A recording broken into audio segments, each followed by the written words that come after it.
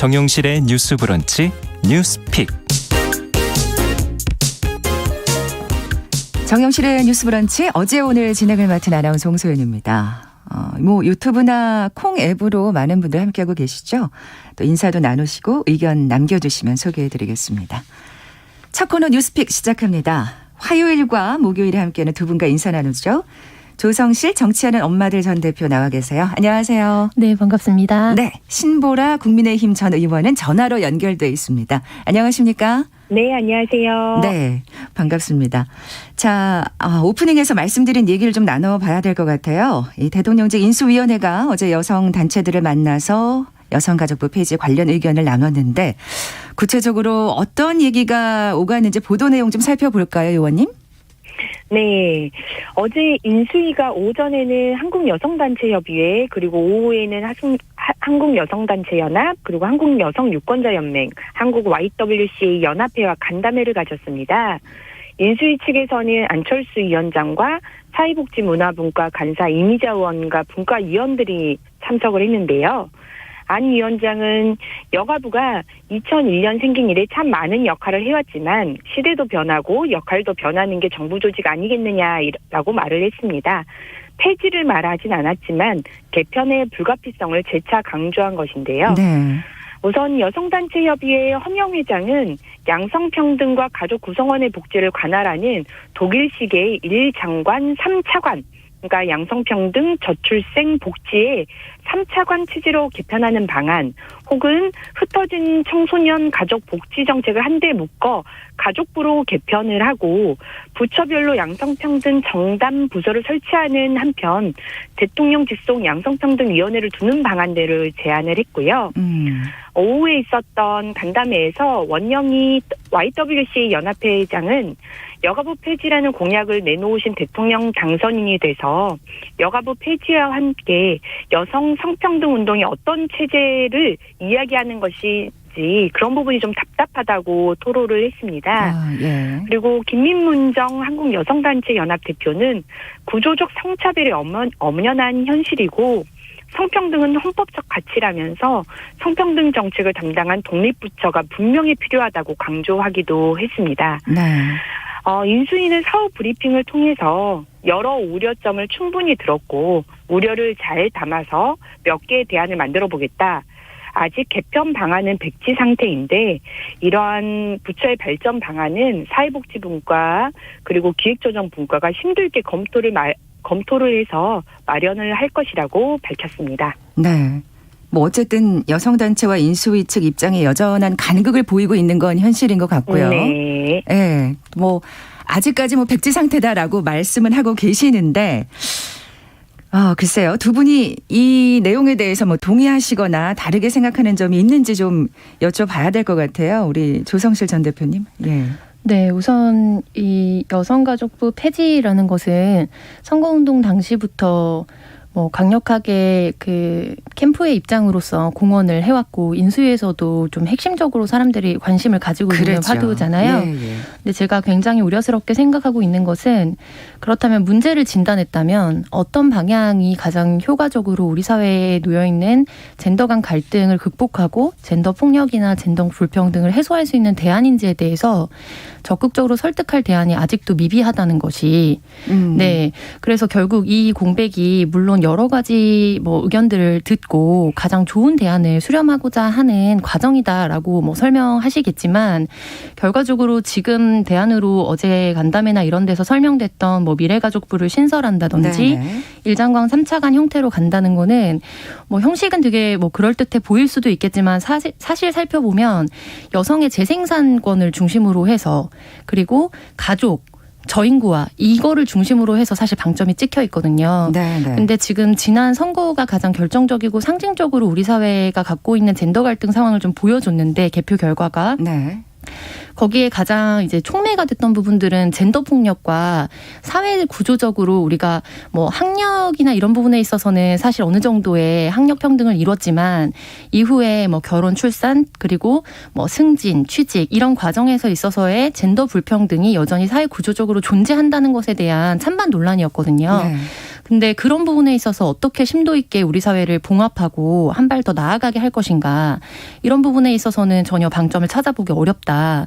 그래서 문제를 진단한 것과 내놓은 대안 사이의 괴리가 너무 크고 그리고 사실 정권이라는 거는 이미 인수위가 시작될 때 큰 로드맵이 이제 준비가 되어 있고 그거에 대해서 현실적인 어려움이나 이런 부분을 뭐 타당성 이런 검토를 하면서 당장 이제 뭔가 집권을 하게 됐을 때 시작을 해야 되는 그룹인 거거든요. 그러니까 워킹 그룹으로서의 역할을 가지고 있는데 아직까지도 이 정도의 대안도 내놓지 못하는 거는 정말 지난 선거에서 어떻게 보면 뭐 이준석 당 대표를 중심으로 필두로 했던 여러 가지 젠더 갈라치기라고 비평받았던 이런 부분을 너무 여실히 보여주는 현상이다. 그래서 그 부분에 대해서 굉장히 우려스럽게 생각하고 있습니다. 어떻게 생각하면 그러니까 현실을 좀 제대로 반영하지 못하고 있다는 지적이시고 가장 중요한 문제를 잘 보여주지 못하고 있고 어떤 대안을 내놓을지에 대해서 여전히 갈피를 잘 못 잡고 있는 상황에 대해서 우려스럽게 생각합니다. 저도 뭐 개인적으로 생각하기에 그러니까 무조건 여성정부 폐지라는 데만 지금 방점이 찍혀 있다는 생각이 조금 그런 부분이 좀 아쉽다는 생각이 드는데 우리 신보라 전 의원님 어떻게 보시는지요? 네. 거듭 인수위에서는 여가부 폐지는 변경이 없다는 뜻을 밝혀왔기 때문에 정부 조직 개편은 어떤 형식으로든 저는 있을 것이다라고 보고요. 그리고 이제 새로운 대통령이 자신의 국정 철학을 집행하기 위한 토대를 만드는 이제 작업이 인수이기 때문에 그리고 정부 조직 개편은 늘 그래서 역대 정부마다 있어 왔잖아요. 그렇죠. 그래서 어제 그런 여성 단체들의 입장을 청취했기 때문에 발전적 방향으로 논의는 분명히 이루어져야 된다. 그럼요. 다만 여가부가 시대적 소명을 다했다는 이제 인수위 발언이 있었는데 저는 그것보다는 문재인 정부의 여가부가 오히려 시대 정신에 반하는 행보로 부처의 위상마저 흔들었다는 사실을 좀 직시해야 된다고 생각합니다. 그래서 부처의 이름은 사라지겠지만 저는 그 여가부 안에서 필요한 기능은 살려가는 형태의 개편을 좀 고민해 볼 때다. 그래서 조금 더 그 필요한 기능이 그럼 도대체 무엇이냐. 거기에 좀 방점을 맞춰서 또 다른 말씀을 좀 드리고 싶습니다. 네. 그러니까 폐지는 하겠지만 제대로 된 역할은 할 것이다라는 게 지금 신 전 의원의 말씀이신 거죠. 네. 어쨌든 뭐 인수위가 여가부 폐지를 말하면서 그러니까 지금 아까 우리 전 대표께서 지적하셨다시피 가족, 청소년이나 인구 문제만 언급하고 지금 여성을 소외시키고 있다. 이런 지적이 지금 젊은 여성들 사이에서 나오고 있는데 두 분은 어떻게 생각을 하시는지 그리고 뭐 이 밖에도 이 폐지 논의가 되면서 뭔가 중요하게 꼭 고려해야 된다. 그런 점을 좀 말씀을 해 주신다면요. 네. 저는 관료제에 대한 명확한 이해를 바탕으로 해서 정부 조직이 개편돼야 된다고 생각을 하거든요. 그러니까 관료제라는 게 뭐 장점도 있고 물론 단점도 당연히 있고 그런데 가장 중요한 거는 그러니까 위계가 있는 조직이기 때문에 결국에 독립부처로 가야 한다라고 여성계에서 강조를 하는 거는 그간의 뭐 위원회 형태에서부터 여러 20여 년의 역사를 거쳐서 진행해 왔을 때 그러니까 여가부가 사실 정부의 전체 예산의 뭐 1% 미만 뭐 그 정도의 수준의 예산만을 집행하고 있음에도 불구하고 지난 대선에서 뭐 예를 들면 성인지 예산을 쪼개서 국방 예산으로 활용을 하겠다라든지 이런 방식으로 가짜뉴스 에 방불한 이야기들까지도 굉장히 많이 되고 좀 타격과 이런 것들을 입어왔거든요. 근데 그게 되게 역설적으로 실질적으로 집행할 수 있는 예산은 굉장히 적고 실행 권한이 적은 데 대비해서 그러니까 연구 역량이나 이런 부분들은 좀 꾸준히 좀 성장을 해왔다고 봅니다. 근데 연구 성과가 있으면 그거를 현장에서 어떻게 작동할 수 있을 것인지 집행력과 그리고 내놓은 아이디어를 현장에서 집행을 하려면 당연히 예산이 수반이 돼야 되거든요. 근데 그간의 어떤 괴리 이런 것들이 계속해서 오히려 이쪽에서는 비난을 받고 이쪽에서는 역할을 제대로 하지 못한다는 양쪽에 좀 비난도 있었다. 물론 여가부가 했던 여러 가지 뭐 사안들 중에서 다른 부처들도 뭐 매한가지겠지만 네. 또 인터넷이나 이런 데서 비난을 받았던 여러 실수나 이런 것들도 완전히 없지는 않았겠죠. 그런데 그런 한두 가지의 뭐 예를 들면 몇 가지의 사안을 중심으로 해서 이것이 아예 실효성이 없다. 그러니까 없어져야 한 조직이다. 이렇게까지 비판을 받는 거는 저는 너무 과도하다고 생각을 하고요. 네네. 다만 이제 이름이나 이런 데서 오는 어떤 뭐 이것이 오히려 역차별이다 이런 반론들도 또 있었거든요. 그런 반감을 가지는 게 또 현실이긴 해요. 여성가족부라는 이름이 때문에 그래서 저는 그런 부분에 있어서는 충분히 유연하게 성평등부 같은 형태로 진행을 하면서 왜냐하면 수치상으로 보더라도 이미 여성이나 이런 게 구조적으로 차별을 받고 있거나 폭력의 피해자가 되는 건 너무 여실하게 사회적 데이터들이 증명하고 있거든요. 그렇습니다. 예. 그래서 그런 갈등을 조율할 수 있고 뭐 예를 들면 지금 여혐이나 남혐이나 이런 데서 비롯되고 있는 여러 논란이나 이런 거에 대해서도 대응할 수 있는 별도의 뭐 부처나 인원을 집행할 수는 있겠습니다만 결과적으로 이거를 완전히 없애서 새로운 것을 만들겠다는 거는 여러 두루 보면서 종합적인 역할을 하겠다? 이거는 관료 조직에서 포장만 좋은 거지 전혀 실행될 수 없는 것이다. 그래서 오히려 그냥 대안으로서 뭐 답변은 하지만 정말 무용지물이 될 수 있는 이런 답변이 될 가능성이 높다. 그래서 위기만 모면하고 마이크가 사라지고 사람들의 관심이 거기에서 사라졌을 때는 결과적으로 지금 뭐 진행되고 있거나 진행되어야 할 사안에 뭐 혜택을 입거나 혹은 그걸로부터 보호를 받아야 될 사회적 약자들이 피해를 안게 되는 결과로 돌아가게 될 것을 좀 우려하고 있습니다. 그 구체적이지 않고 모호할 때 그렇게 또 네, 사실 맞습니다. 사각지대에 있는 사람들이 가장 큰 피해를 당하는 거거든요. 예. 우리가 지금 지적했지만 가족, 청소년, 인구 문제 사실 여기에 지금 예산이 제일 많이 들어가잖아요. 네, 현재 여성 문제보다도. 가지고 여성 문제보다도 가족이나 네. 이런 부분에 대해서 좀 많은 비용들이 좀 나가고 있는 건 사실이고요. 그리고 저인구화 문제 같은 경우에는 지금 우리가 인구 정점 시기를 예측했던 것보다 뭐 수년 이상 이미 지났고 그래서 당겨져 있기 때문에 굉장히 뭐 국가적인 위기인 것은 사실입니다. 근데 대통령 직속위원회로서 계속 역할들을 해왔는데 그러니까 이 부분이 좀 한계였던 거죠. 그러니까 지금 여성가족부를 여러 위원회 형태나 이런 걸로 또 대안하는 것도 고민을 하고 있는 검토한 중에 하나인데 네네. 저출산위원회가 대통령 직속위원회였지만 실질적으로 영향력을 갖기는 어려웠습니다. 네, 그래서 이게 부처와 또 위원회의 차이다. 이런 부분들을 좀 주안점으로 봐주셨으면 좋겠습니다. 그게 또 현실적인 괴리감이군요. 예. 그러니까 아까 연구 얘기도 좀 하셨지만 이런 게 바로바로 이렇게 뭐 효과가 안 나타나면 네. 그런데 그러니까 이게 사실 여성가족부뿐만이 아닌 것 같아요. 그러니까 연구 부문에 쓰이는 돈을 참 가장 먼저 빼가는. 네, 그래서 중장기적으로 어떤 결과가 맺어질 수 있는지는 사실 그 이후에 나온 연구 결과를 토대로 해서 집행이 됐을 때의 평가를 해야 되는데 그게 이미 집행이 되기도 전에 별로 쓸모가 없었네. 결과면서 네, 이렇게 하고 폐기되기가 쉽죠. 네. 우리 신보라 전 의원께서도 네. 한 말씀 해주셔야 될 것 같은데요. 예. 네, 제가 아까 말씀드렸던 것처럼 정말 필요한 기능은 살려가면서 가는 개편을 좀 고민해 볼 때라고 말씀을 드렸는데요. 네네. 그런 측면에서 저는 이제 대안을 조금 제시해드리고 싶은 게 있어요. 네네. 그래서 실제 제가 20대 국회 때 국회 여성가족위원회 위원을 했었습니다. 그러다 보니까 실질적으로 여성가족부의 한계도 절감을 했고, 하지만 또 한편으로는 여성가족부 안에서 대체 불가능한 어떤 기능들도 발견을 했습니다. 보면 실은 지금 여성가족부가 여러 부처의 일부 기능만 떼어온 부처예요. 그러니까 복지부에서 가정 내 돌봄 기능, 교육부에서 학교 밖 청소년 돌봄 기능 이런 것만 일부 떼어오다 보니까 결국 여가부 공무원 존속을 위한 부처 아니냐라는 지적도 많이 받았고요. 그래서 저는 정부 조직 개편에서 잘할 수 있는 기능, 꼭 필요한 기능, 혹은 대체 불가능한 기능을 오히려 권한을 강화시키는 방향으로 가야 된다고 생각하는데 네네.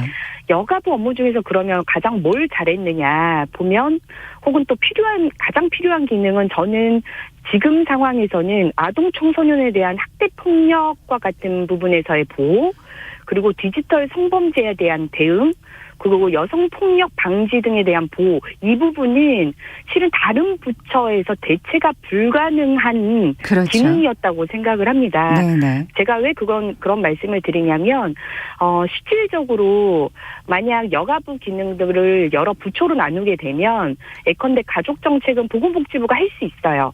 그리고 청소년 정책 교육부가 할 수 있습니다. 그리고 여성 고용은 고용노동부가 일부 할 수 있어요. 하지만 법무부 같은 경우만 봐도 법무부는 사전 예방의 기능을 갖고 있지 않죠. 네. 사후 판단과 처벌에만 기능을 갖고 있는 조직입니다. 그래서 성범죄에 대한 피해를 보호하기 위한 가감한 조치들을 만드는 법률들을 제정할 때마다 늘 법무부의 반대에 부딪혔던 경험들이 많이 있어요. 네, 네. 그래서 데이트 폭력 방지 법안도 법무부는 늘 회의적 입장이었습니다. 그래서 이런 법무부 기능에 성범죄 관련한 범죄 예방이나 피해자 지원 기능을 맡길 수는 없는 겁니다. 이렇게 잘 알고 계시는 또 우리 신전 의원이 있으니까 이 사실 좀 짧은 기간이 남긴 했습니다만 네. 또 어떻게 보면 굉장히 또 긍정적으로 어떤 네. 개편의 결과를 바라볼 수 있지 않을까 하는 생각이 들거든요. 네. 예. 그래서 저는 이런 방향에서 정부 조직 개편이 좀 이루어지고 오히려 네네. 권익 증진 부처의 형태로 이런 기능들은 보다 강화하면서 아울러 갈 수 있는 형태로 개편을 좀 모색해 보면 어떨까 하는 네네. 생각이 들었습니다. 말씀을 많이 해주셔야 될 것 같아요. 신전 의원께서. 네.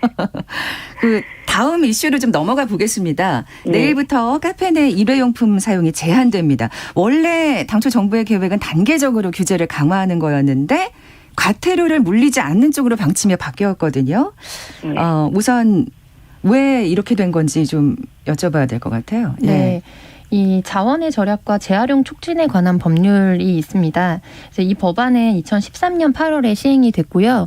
그래서 일회용품에 대한 규제는 이제 갑작스럽게 도입된 것은 아니고 이제 기후위기나 이런 여러 가지 상황들 우리나라가 뭐 플라스틱을 비롯한 일회용품을 가장 많이 쓰는 나라 중에 하나라는 것에 대한 뭐 여러 가지 어떻게 우리가 대안을 마련할 것인가 이런 것의 일환으로 도입된 규제고요.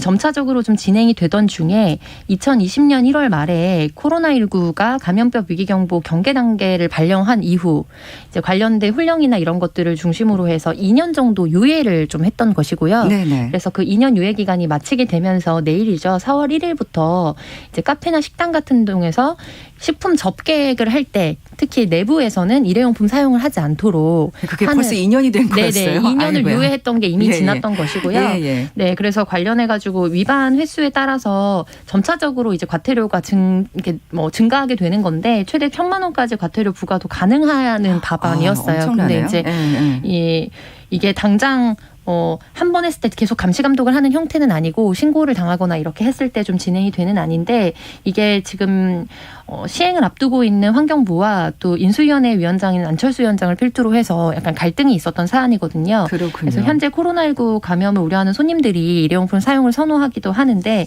현재 상황에서는 규제 유예를 연장해야 된다라는 것이 인수위의 공식적인 입장이고요. 그런데 환경부에서는 사실 이 부분에 대해서 고시를 재개정하려면은 시간이 또 필요한데 바로 2, 3일 전에 이런 브레이크가 걸린 것이 현실적으로 좀 작동하기가 어려운 부분이 행정법과 절차상 있는 거죠.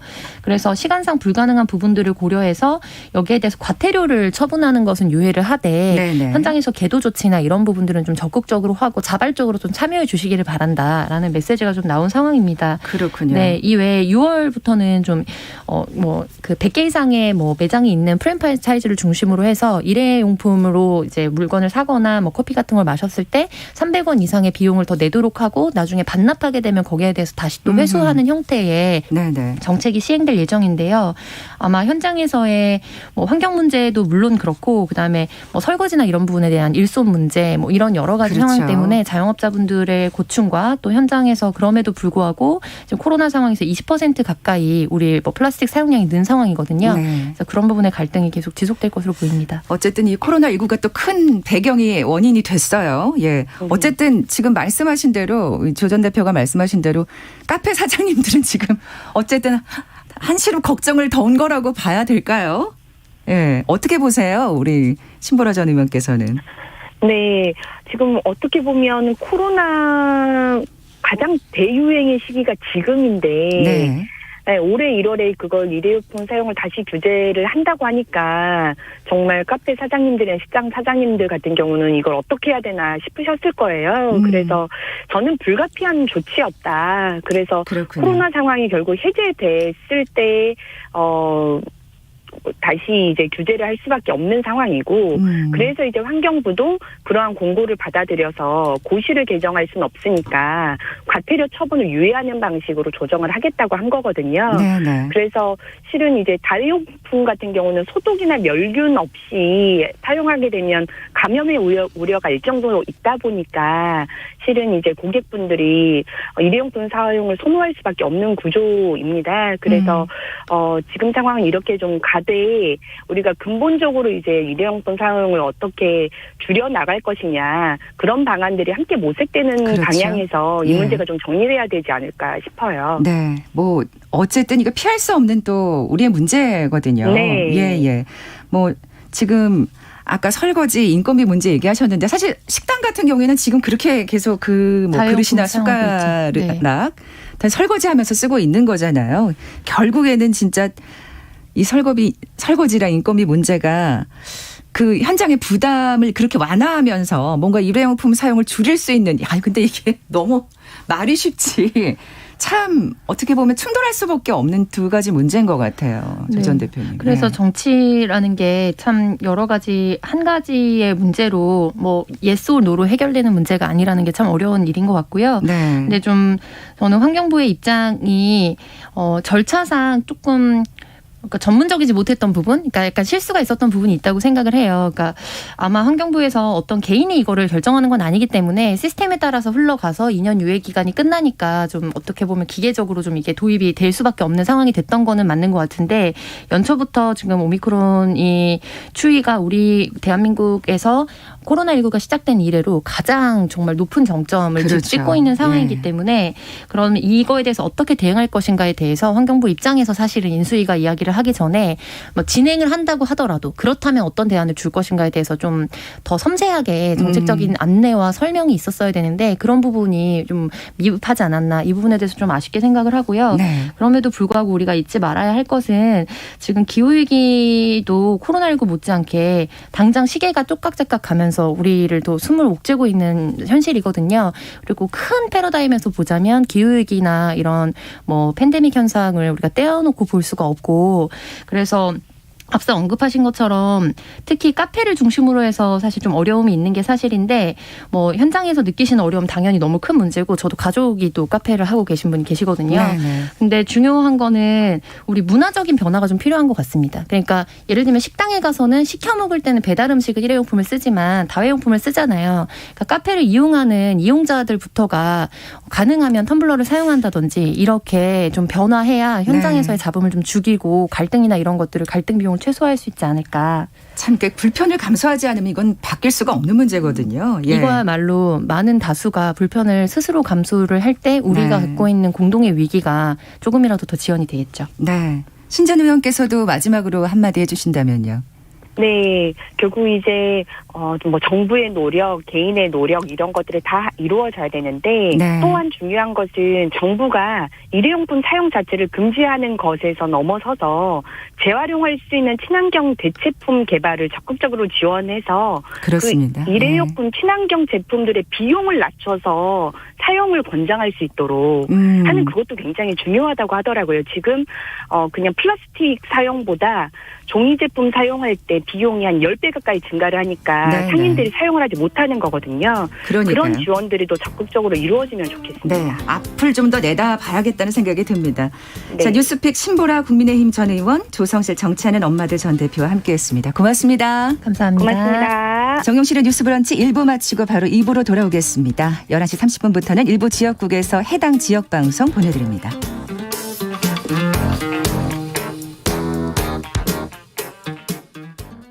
지금 시각은 11시 30분입니다.